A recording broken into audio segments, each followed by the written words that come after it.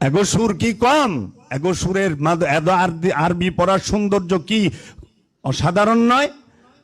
তারা যে কোরআন তেলাওয়াত করে শোনার মতো না, তাতে কি হয়েছে?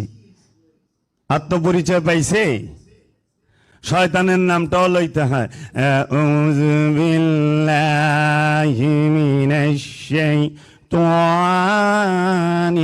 রাজিম।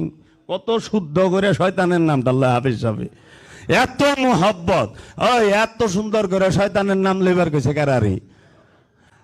তাব্বাত ইয়াদা আবি লাহাব।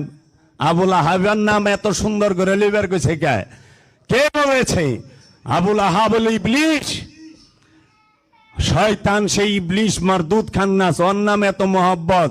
কয় কি কোরআনের প্রত্যেকটা হরফে সোয়াব আছে, তো শয়তান লিখতে